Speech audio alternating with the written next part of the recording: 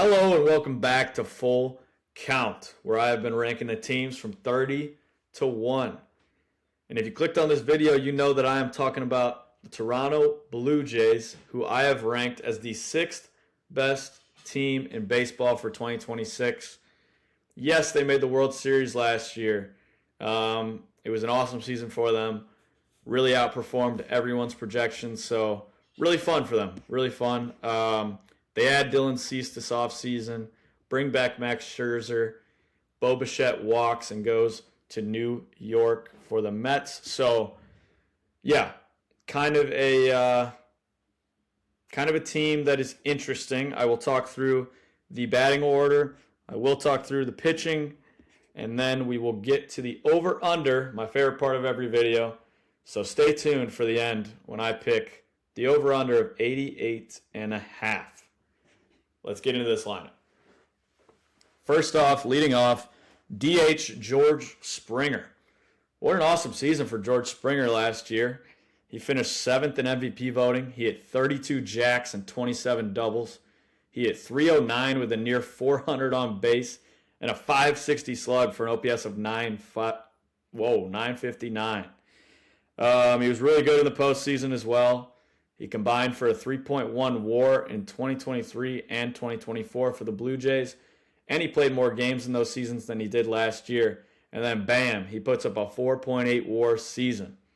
It's safe to say that George Springer found something last year, and we can say that he is back. He destroyed the baseball. He didn't chase. He took his walks. He was awesome. Simple as that. Moving on to the 2-hole. Dalton Varsho, center fielder for them this year. Story with Dalton is that he has a lot of power and he's a pretty elite defender in center field. I personally am not a big Dalton Varsho fan, but I'm pretty sure Blue Jays fans are. He's a low on base guy, low batting average guy that I just don't like. That being said, it's hard to deny the production that he put up in these last 2 seasons. In 2024, he was a 5 WAR guy, and last season in just 71 games, he hit 20 homers and an OPS of 833. That's pretty awesome. But the batting average was still low, like I said, at 238. The on base was still low at 284. I really don't like him in the 2-hole here. I just don't believe in him at all. I really hope he proves me wrong, though. I don't see a ton of value in a guy like this. He is a good defender, though. I'll give him that. There's obviously value in that. But not in your 2-hole. No way is he a 2-hole hitter on this team. Now, in the 3 spot, first baseman Vladimir Guerrero Jr. Vladdy was awesome again last season. He hit .292 with a .381 on base and a .467 slug for an OPS of 848. He hit 23 homers and 34 doubles, and I would consider it a down year for him for sure. He showed the world the type of baseball player that he really is, though, in the playoffs, where he hit .397 with 8 homers in just 18 games. He opened up people's eyes that don't really watch baseball much. He showed the world just how awesome he is. I love that for him. With that, though, came a lot of overrating, in my opinion. My roommate, I think, overrates him a bit too. Yes, he's incredible and he's still young, and he's absolutely one of the best hitters in the game. But, in my opinion, he's not a top 2 first baseman in the league. There might be 4 guys that I'd take over him, so maybe not top 4. Now, the position is a little loaded. Like, you could mention a Nick Kurtz. You could mention a Freddie Freeman to me. And the obvious ones are a Matt Olson and a Pete Alonso. So it's a stacked position, and everybody's calling him best first baseman in baseball. I think they need to take a step back on that. Because in the bigger sample size, which is the regular season, he had a down season. And that does kind of matter. Either way, though, I'm not taking anything away from him. He's as special a player as they come. And I think he'll be awesome again this season. I just wanted to slow everybody down a bit. Because there are some great first basemen in the league that we're not giving credit to just because Vladdy did it on a big stage. Now in the 4-hole, you got right fielder Addison Barger. Last season, Addison Barger hit .243 with a 301 on base and a 454 slug for an OPS of 756. He hit 21 homers and 32 doubles in 135 games. He was really solid. He was even more impressive in the playoffs as well, just like a lot of these guys were. He has a very impressive bat speed, and he just hits the ball really hard. He's definitely not great in the contact department by any means, but it's not like worst in the league type of realm or anything like that. I don't love Addison Barger's game, if I'm being honest. He has an elite arm there at third, and that's fun, but he's not a good defender. He doesn't steal bags. He doesn't make contact. He's really a one-tool guy, and that one tool is power. Definitely not a big fan, but obviously open to being proven wrong about him. On the 5-hole, Alejandro Kirk, catcher. It was such a fantastic year for Alejandro Kirk last season. He hit 282 with a 348 on base and a 421 slug for an OPS of 769. He had 15 homers and 18 doubles. He's most impressive behind the plate, though, where he ranked 100th percentile in blocking, 98th percentile in framing, which might lose a bit of value this year with the new rules, but whatever, it's still a plus. You can't challenge every single call. He's an elite contact guy, but also has some pop to him. He hit the ball hard last season. He was just pretty awesome. He's also still just 26 years old. I think people kind of forget that. Most of this team is pretty young, which is awesome for them.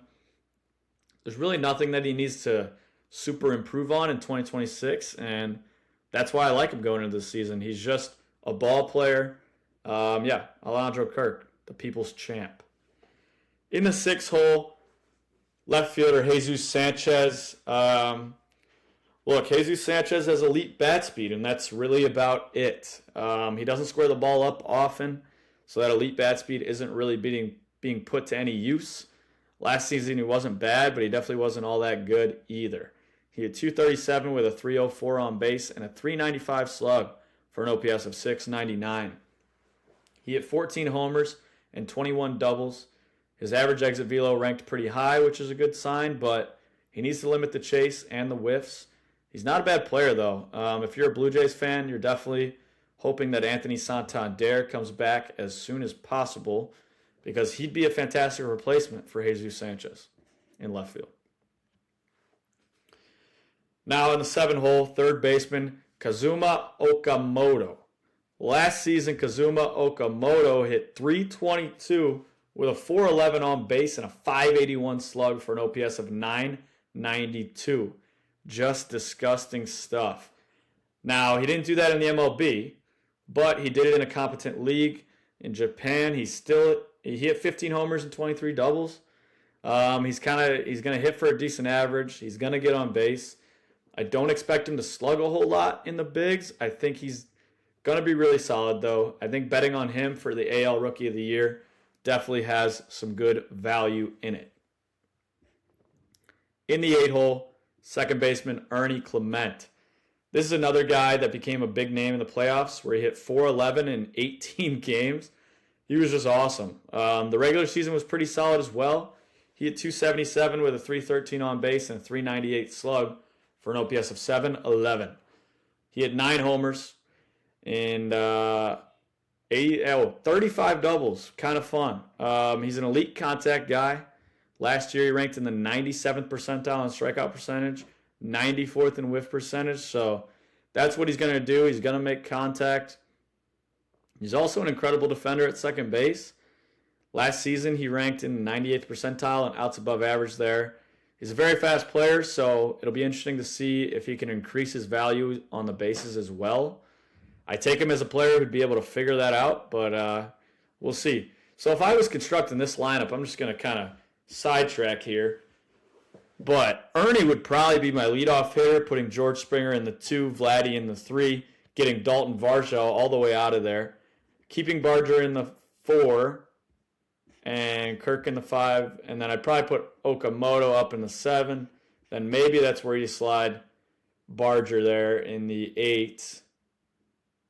And I think the lineup looks in the 7, and then Jesus Sanchez in the 8. Then I think the lineup looks just better, but it's all the same guys at the end of the day.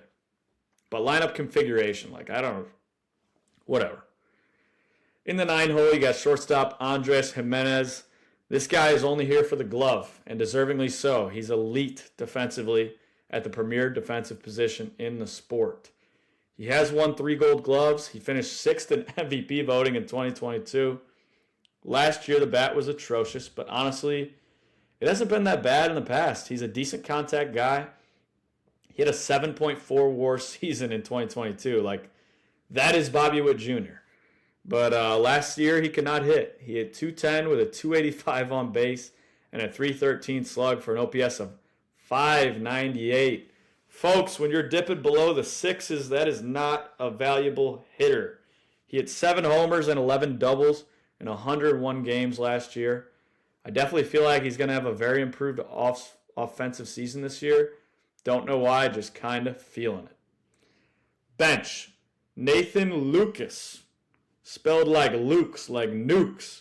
I like him. Miles Straw, I like him. Davis Schneider, he's all right. Tyler Heineman, he's also all right. Anthony Santander is injured. I have to mention him.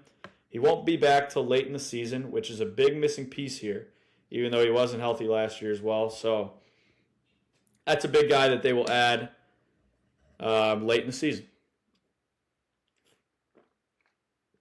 Now, getting into this pitching.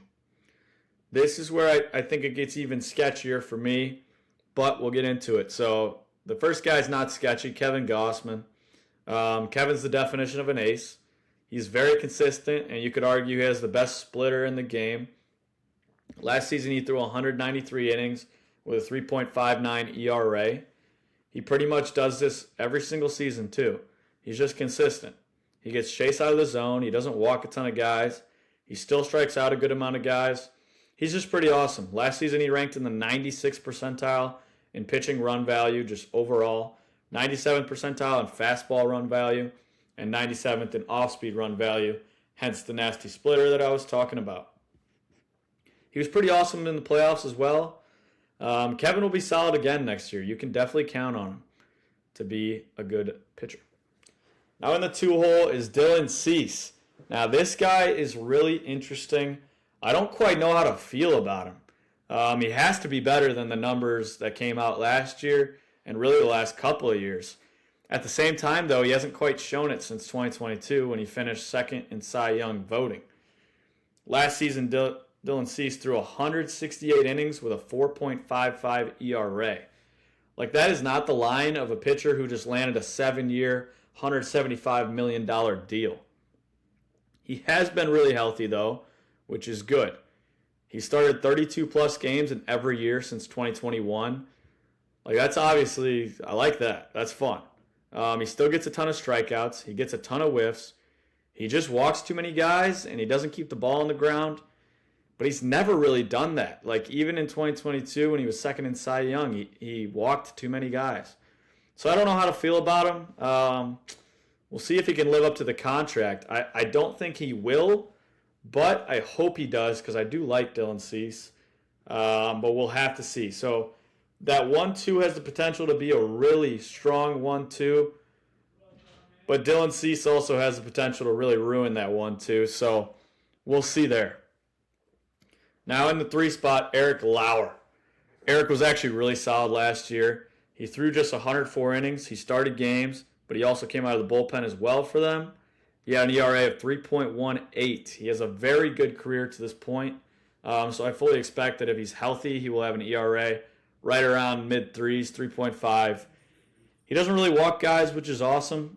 He's just a solid lefty to throw in this rotation. I like him. He doesn't get grounders, though, and people tend to hit the ball hard off of him. There's a chance that he pitched into some luck last season, but I think he's going to be just fine. He's a good ball player. In the 4 spot, Cody Ponce. We haven't seen much of Cody Ponce in the majors to this point, but clearly the Blue Jays believe in him, and I think that's important here.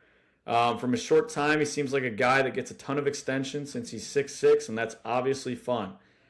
Now, the reason the Blue Jays believe in him is because he's had somewhat of a resurgence. Not in the bigs, but we haven't seen Cody Ponce since 2021 in the bigs. That is obviously a long time ago. He went overseas and he refound his stuff again. Last year in the KBO, Korean Baseball Organization, Cody had an ERA of 1.89 in 180 innings of work. That's obviously very impressive, but the KBO is not the MLB, and it's not even as good as some of the Japan leagues. So I do think he's going to be all right, but I can't sit here and tell you that I expect anything great from Cody Ponce this season. But I hope he proves me to be wrong. We will have to wait and see on Cody Ponce, though. Then in the 5 spot in the rotation, you got Max Scherzer. We all know what Max Scherzer's been able to accomplish in his career, but I'm going to name it anyways. Mad Max is a 3-time Cy Young winner, an 8-time All-Star, a man who has received MVP votes on 6 separate occasions. He's finished top 5 in Cy Young 8 times as well.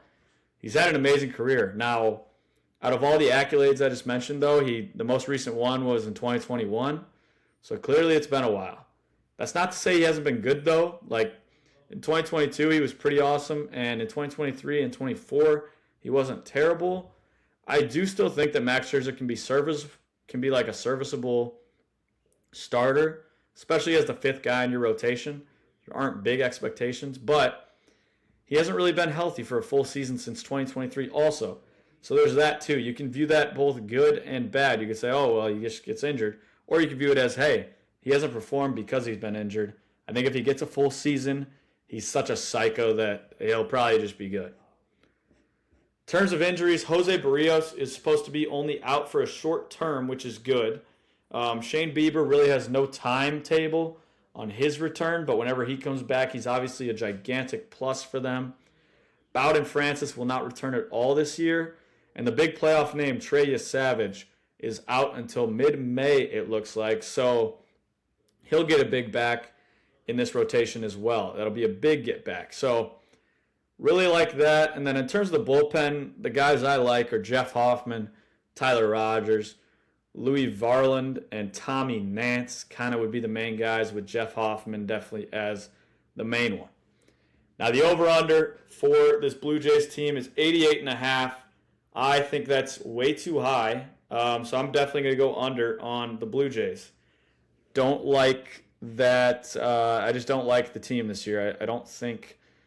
I mean, obviously they got rid of Bo Bichette, but that's not the only reason. I just think there was some luck last year. They got hot at the right time and ended up in the World Series. The pitching scares me. The lineup is good, but a lot of guys that had career years last year, I don't expect them to continue that. Kazuma Okamoto is definitely questionable. I mean, I talked about Dalton Varsho, I think, is a bum. I think Addison Barger's also kind of a bum. And Jesus Sanchez is also a bum. Andres Jimenez can't hit either. So kind of against this Blue Jays team. I think I had to put them up at 6 out of pure respect because they were in the World Series. But I really do expect huge regression from this team, especially in a really improved AL East. So yeah, really slamming the under might be my easiest under of all the videos I've made. So yeah, we're going under on the Blue Jays, folks. I appreciate you watching. Subscribe if you enjoy the stuff. If you're a Blue Jays fan, I'm sure you will leave a dislike, but leave a like if you liked it. And there's a SeatGeek code. Feel free to use it if you're trying to hit your Blue Jays games this year. $20 off your first purchase. That is all I got for you. Blue Jays, slam the under, folks. Yeah. See ya.